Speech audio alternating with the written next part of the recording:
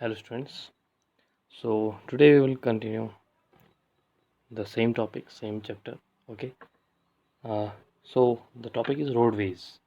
देखो हम mode of transport देख रहे थे, ठीक है। तो हमने देखा कि कैसे अर्ली ह्यूमन बींग्स पहले मोड ऑफ ट्रांसपोर्ट जो यूज़ करते थे, फिर उसके बाद एवोल्यूशन हुआ धीरे धीरे, तो क्या चेंजेस आए। अब हम रोडवेज़ की बात करेंगे, ठीक है। इसमें हम बात कर रहे थे जैसे ट्रांसपोर्ट हम देख रहे थे, ठीक है। इसमें हम सबसे पहले रोडवेज़ को देखते हैं। रोडवेज़ मतलब, अब रोडवेज दिमाग में आते ही हमारे पहला जो माइंड क्लिक करता है वो रोडवेज की जो बसेज हैं उस पर हमारा माइंड क्लिक करता है। तो बात भी सही है। रोडवेज का मतलब क्या है? रोडवेज मतलब रोड से जो होते हुए जो रास्ता है, वे मीन्स आपका क्या वे, ठीक है, रास्ता, रास्ता जिसको हम कहते हैं। And roadways you can understand easily. The most commonly used means of transport especially for short distances are roads। तो ये बात याद रखना कि कॉमन, सबसे ज़्यादा कॉमन जो है, ठीक है, वो क्या है? रोड्स हैं। आप जैसे होने को तो ट्रेन्स हैं, ठीक है, रेलवे है हमारे पास, एरोप्लेन है, लेकिन क्या आप बहुत ही जो शॉर्ट डिस्टेंस है उसको कवर करने के लिए भी क्या आप ट्रेन का सहारा लेते हैं या फिर आप एरोप्लेन का सहारा लेते हैं? नहीं ना, आप तो सिर्फ रोड से जाते हैं। तो रोडवेज जो है सबसे कॉमन, ठीक है, सबसे कॉमन वे है ट्रांसपोर्ट का। आपको कितना ही कम नज़दीक भी जाना, तो आपको रोड के रास्ते ही आपको रोडवे से ही जाना पड़ेगा, ठीक है। तो आप कह सकते हैं कि जो रोडवेज हैं वो सबसे कॉमनली हमारा क्या है, मीन्स ऑफ ट्रांसपोर्ट है। They can be melted, they can be metalled and unmetalled, okay, pucca and kutcha. The plains have a dense network of roads. Roads have also been built in terrains like desert, forest, and even high mountain. Manali Leh Highway in the Himalayan mountains is one of the highest roadways in the world. Roads built underground are called subways, underpath, flyover are built over raised structures. तो roadways क्या है basically? आप देखेंगे India में जो terrain है, ठीक है, लाइक डेजर्ट, फॉरेस्ट, ठीक है, या फिर हाई लैंड है, हाई माउंटेन्स है, हर जगह रोड की अप्रोच है, ठीक है। जहाँ आप सबसे ज़्यादा जहाँ डेंस एरिया होगा वहाँ ज़्यादा, अब जिस जहाँ पर लोग ज़्यादा होंगे, ठीक है, तो स्पेशली यानी कि प्लेन्स, जहाँ पर हम ज़्यादा लोगों की बात कर रहे हैं, तो आप समझ लेना कि ज़्यादा लोगों का सीधा सा मतलब किससे है? प्लेन एरिया से। क्योंकि पूरे वर्ल्ड की बहुत ही कम, मीन्स 1% 2% ही जो पॉपुलेशन है वो माउंटेन में स्टेबल है। जो बाकी है ज़्यादातर कहाँ है? प्लेन एरिया में। तो प्लेन एरिया में ही आपको ज़्यादा डेंस नेटवर्क दिखता है रोड का। अगर हम सबसे ज़्यादा नेटवर्क रोड का कनेक्शन देखें, कनेक्टिविटी देखें, तो महाराष्ट्र में देखने को मिलती है, ठीक है। और ये कहता है कि मनाली लेह हाईवे जो है, ठीक है, वो हमने कल बात भी करी थी इसकी, ठीक है। एक पास आया था, आपको याद आएगा, ठीक है, आपको याद आया होगा कल एक पास की हमने बात करी थी, ठीक है। तो Manali Leh highway in the Himalayan mountain is one of the highest roadway in the world. मतलब सबसे हाईएस्ट, इतने टॉप टॉप पोजीशन है कि अब वहाँ पर भी हमने रोड बना रखी है। तो रोड आप एक कह सकते हो कि एक सबसे कॉमनली यूज्ड है, तो उसको हमने हर तरह, हर जैसे भी जैसा भी स्ट्रक्चर है, टेरेन है, जिस तरह का भी है, चाहे वो डेजर्ट हो, फॉरेस्ट हो, even high mountains, that we have done, we have made road everywhere. Underpass आपने देख रखे हैं, सबवेज आपने देख रखे हैं, ठीक है, और फ्लाईओवर्स आपने देख रखे हैं। तो हर तरह से हमने उसको बिल्ड किया हुआ है, ठीक है। आप देख सकते हैं ये मेटल्ड रोड और दिस इज अनमेटल्ड रोड, ठीक है।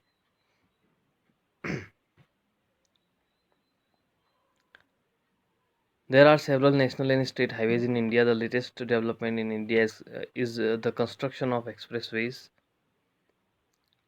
The Golden Quadrilateral connects Delhi, Mumbai, Chennai, Kolkata, ठीक है। दिल्ली को जो ये इसकी जो थॉट था, ये जो सोचा था अटल बिहारी वाजपेयी जो हमारे पीएम रह चुके हैं, ठीक है, उनका ये था ड्रीम, ये जो क्वाड्रिलेटरल, गोल्डन क्वाड्रिलेटरल है, ठीक है, आप मैप में देख सकते हैं कि आपको दिल्ली, मुंबई, चेन्नई और कोलकाता एक तरह का क्वाड्रिलेटरल शेप बनता है, ठीक है। प्योर क्वाड्रिलेटरल तो नहीं कहोगे उसको।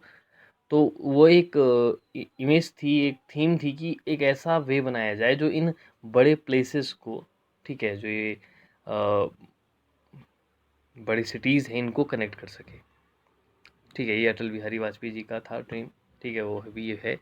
और आज की डेट में जो रोड कंस्ट्रक्शन है वो कुछ ज़्यादा स्पीड से चल रहा है, ठीक है। अभी आप देखेंगे हाल ही में बहुत ज़्यादा एक्सप्रेसवे बन गए हैं।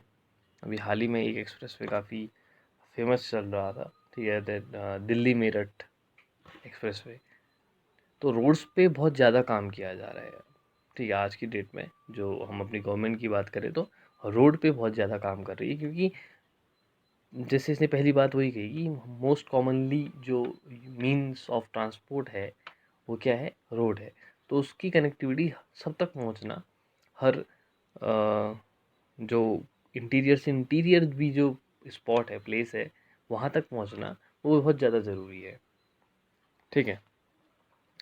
अब बात करें रोडवे से ऊपर, अब आता है railway. The railway carry heavy goods and people over long distances quickly and cheaply. The invention of the steam engine and the industrial revolution helped in speedy development of rail transport. Diesel and electric engines have largely replaced the steam engines in places. Superfast trains have been introduced to make the journey faster. The railway network is well developed over the plain areas. Advanced technological skills have enabled laying of railways lines in difficult mountain terrain also, but these are much fewer in number. Indian railway network is well developed. It is the largest in Asia. तो उसके बाद आता है roadways के बाद railway. देखो हमने कहा ना, रोड जो कॉमनली यूज़ है, मतलब सबसे आपको शॉर्टेज डिस्टेंस भी कवर करनी है तो आप ट्रेन से तो जाएंगे नहीं, आप क्या करेंगे, व्हीकल कर लेंगे या फिर कुछ भी छोटे सा जो आप वहाँ पर अवेलेबल होगा वो करेंगे। लेकिन अगर आपको लॉन्ग डिस्टेंस कवर करनी है, आपको हैवी गुड्स ले जाने हैं, तो ट्रेन का उसके लिए यूज़ किया जाता है। आपको मान लो यहीं से अगर हम बात करेंगे, आपको हल्द्वानी से देहरादून या दिल्ली जाना है, तो आप प्रेफर करोगे कि आप ट्रेन में चले जाएं, क्योंकि सबसे बड़ी बात, आपको टाइम से आपके डेस्टिनेशन तक ले जाएगी। और दूसरी चीज़ की एक आप थोड़ा सा कन्वीनियंस होगा उसमें जाना, ठीक है, आप ये भी कह सकते हैं। और एक साथ कितने लोगों को ले जा रही है ट्रेन, तो इसका भी बहुत बड़ा फ़ायदा है कि एक बार में आप ज़्यादा लोग ट्रैवल एक साथ कर सकते हैं और हैवी गुड्स ले जाया जा सकता है, ठीक है। और सबसे बड़ी बात है कि चीप भी होता है, मतलब बहुत ज़्यादा उसमें कॉस्ट भी नहीं होती है, ठीक है। तो ये फ़ायदा इस बात का है। बेसिकली जो कॉमनली यूज़ है रोडवे, ठीक है, रोडवेज। और जो हैवी गुड्स के लिए या फिर लंबे सफ़र के लिए हम रेलवे का यूज़ करते हैं। और रेलवे का नेटवर्क इंडिया में काफ़ी अच्छा है, काफ़ी ब्रॉड नेटवर्क है रेलवे का, ठीक है। एशिया का सबसे बड़ा अगर आप रेलवे नेटवर्क है तो आप इंडिया का ही है। In world also second, third या फोर्थ प्लेस पे ये स्टैंड करता है। आई डोंट नो अगर इसमें कोई चेंजेस आए हुए हैं, ठीक है, तो हो सकता है थोड़ा और आगे हो जाए, क्योंकि इस पे भी काम चल रहा है, ठीक है। Government is working on this project also, railway also, ठीक है, to spread their network, it's network. तो हो सकता है कि पोजीशन चेंज हो गई हो, फ्लक्चुएट होते हो जाती है, ठीक है। हालांकि ऊपर ही जाएगा, नीचे तो नहीं आएगा, ठीक है। जो लास्ट इन्फॉर्मेशन मुझे याद है उसके हिसाब से फोर्थ प्लेस पे आई थिंक था, ठीक है। तो अगर चेंज नहीं हुआ है तो ओके। तो ये रेलवे की बात हो गई। द ट्रेन फ्रॉम जिंग to Lhasa runs at an altitude of 4,000 metre above sea level and highest point is 5,072 metre. तो आप देख सकते हो, ठीक है, चाइना वाले एरिया से लहासा, लहासा बेसिकली तिब्बत का एरिया है, ठीक है, तिब्बत की कैपिटल कह सकते हो उसको, ठीक है। तो वहाँ की जो उतने हाइट पे भी ट्रेन चल रही हैं। और ये कहता भी है कि रेलवे बेसिकली जितने भी हाई लाइन्स हैं वहाँ तक भी ट्रेन पहुँच गई है, लेकिन वो नंबर फ्यू है, ठीक है, बहुत ज़्यादा नहीं है। आप देख सकते हैं अगर आप पिथौरागढ़ गए तो यहाँ कौन सा ट्रेन आई हुई है, ठीक है। लेकिन बहुत सारी जगह ऐसी हैं जहाँ ट्रेन की अप्रोच है, ठीक है, बहुत सारे आइलैंड ऐसे हैं, माउंटेन रीजन ऐसे हैं जहाँ ट्रेन चलती है। अब वो बात अलग है कि यहाँ तक नहीं है, इन फ्यूचर आप भी यहाँ देख पाएंगे। ठीक है, आगे बात करें वाटरवेज की। देखो, जैसे रोडवेज होते हैं ऐसे ही आपके ट्रेन्स, ठीक है, रेलवे और वाटरवे। अब वाटरवेज मैं आपको बाद में कुछ जो स्पेशल स्पेशल नेशनल हाईवे हैं उनको, उसकी लिस्ट में आपको प्रोवाइड कर दूंगा, और ऐसी जो स्पेशल वाटरवेज है उनकी लिस्ट में आपको प्रोवाइड कर दूंगा। ठीक है, तो वाटरवेज मतलब आप किसके रूट, किसके तरह से जाओगे, या तो आप सी रूट से जाओगे या फिर आप इनलैंड वाटरवेज से जाओगे। तो इंडिया में दोनों तरह से डेवलप्ड है और डेवलप हो भी रहे हैं। ठीक है, you have already learned that since early days, waterways were used for transportation. Waterways are the cheapest for carrying heavy and bulky goods over long distance. There are mainly two types: inland waterways and sea routes. Navigable rivers and lakes are used as inland waterways. Some of the important inland waterways are the Ganga Brahmaputra river system. ठीक है, ये NW1 कहते हैं इसको। ठीक है, national waterway 1। ठीक है, जैसे NH होते हैं ना, नेशनल हाईवे, जैसे यहाँ का NH09 है, आप जानते हैं। ठीक है, ऐसी गंगा ब्रह्मपुत्र वाला जो है वो NW1 है। ठीक है, the Great Lakes in North America and what it says, navigable rivers and lakes are used as inland waterways. Some of the important inland waterways are the Ganga Brahmaputra river system, the Great Lakes in North America and the River Nile in Africa. तो इसने बता दिया great lakes वाला जो reason है north America में, वहाँ पर भी इनलैंड वाटरवेज है, और रिवर नाइल इन अफ्रीका, वहाँ पर भी आपका इनलैंड वाटरवेज डेवलप किया हुआ है। Sea routes and oceanic routes are mostly used for transporting merchandise and goods from one country to another. These routes are connected with the ports.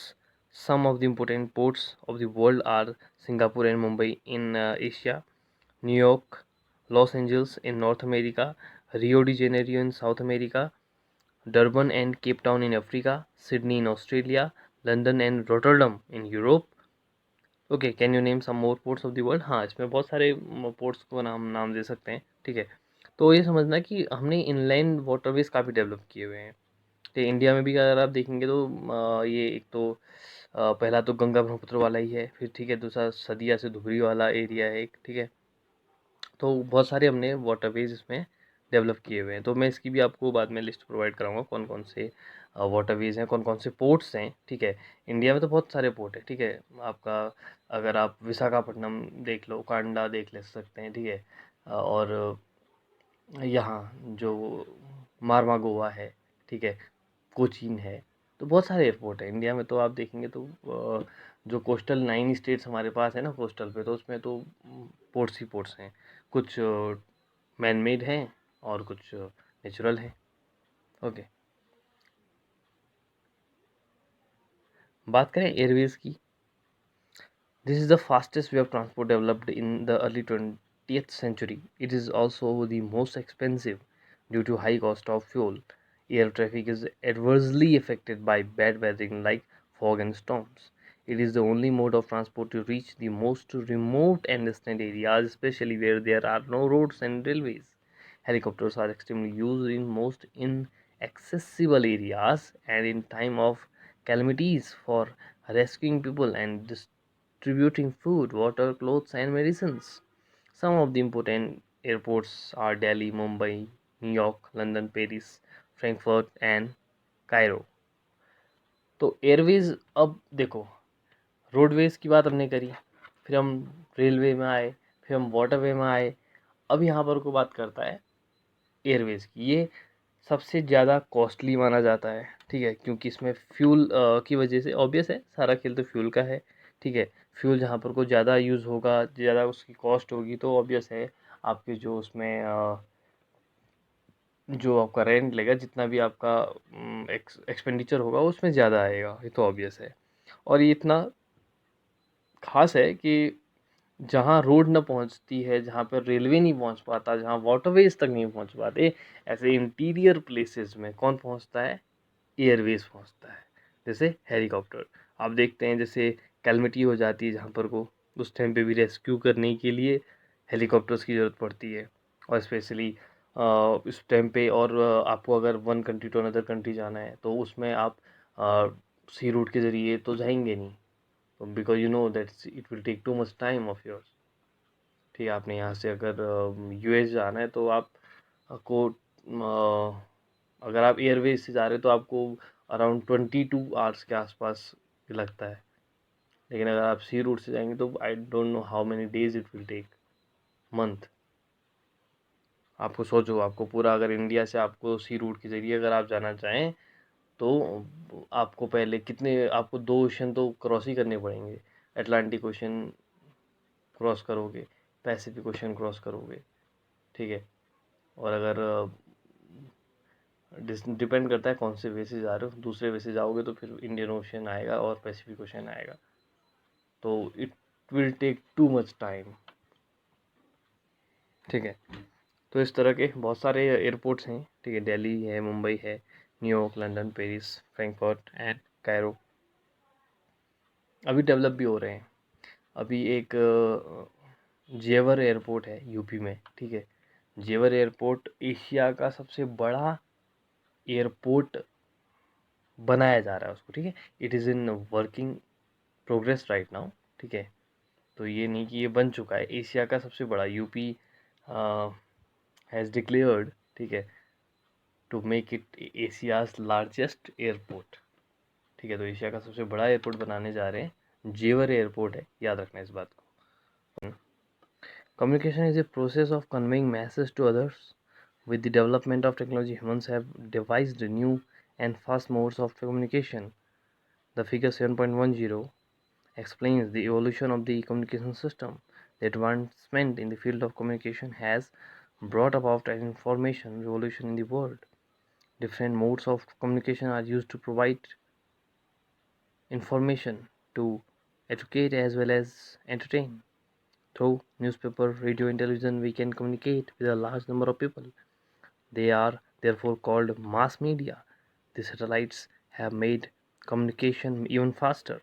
Satellites have helped in oil exploration, survey of forest, underground water, mineral wealth, weather forecast, and disaster warning.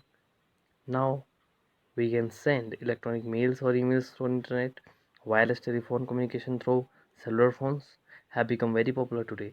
Internet not only provides us with worldwide information and interaction, but also has made our lives more comfortable. Now we can reserve tickets for railways, airways, even cinemas and hotels sitting at home with this kind. तो आप देख सकते हैं कि कैसे communication सबसे बड़ा evolution तो आज की डेट में अगर आप काउंट करो तो कम्युनिकेशन ही है। अर्ली ह्यूमन बींग्स ने कभी सोचा होगा कि आज देखो कितना कुछ बदल गया। तो पहले कम्युनिकेट करने के लिए हमको उसके पास जाना पड़ता था बोलने के लिए कि हम क्या कहना चाह रहे हैं।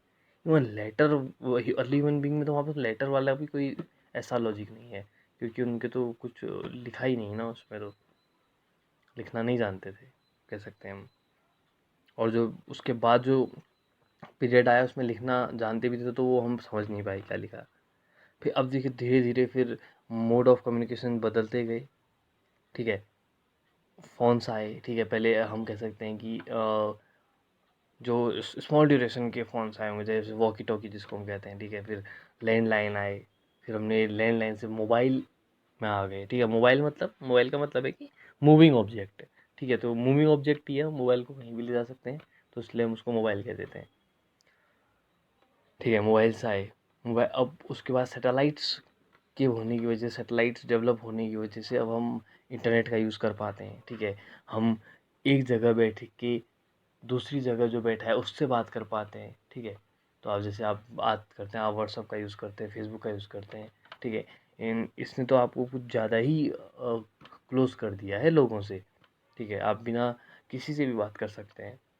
और ऐसी बात करोगे टेलीविज़न की, रेडियो की, तो उससे क्या है, आप अपनी बात को ज़्यादा लोगों तक पहुंचा सकते हैं। दरअसल नीड है ना, नेसेसिटी है। पहले लोगों तक अपना व्यू पहुंचाने की, अपने थॉट्स पहुंचाने की जो ज़रूरत थी, उसकी वजह से तो इन सब चीज़ों का इन्वेंट हुआ। ओके, तो आप देखते हैं आज कितना डेवलप हो गया है सब कुछ। So this is all in this chapter. Okay, तो कुछ इसमें मेजर सी एन पोर्ट्स दे रखे हैं, इसको तो मैं आपको इसकी लिस्ट हम बना लेंगे। ओके।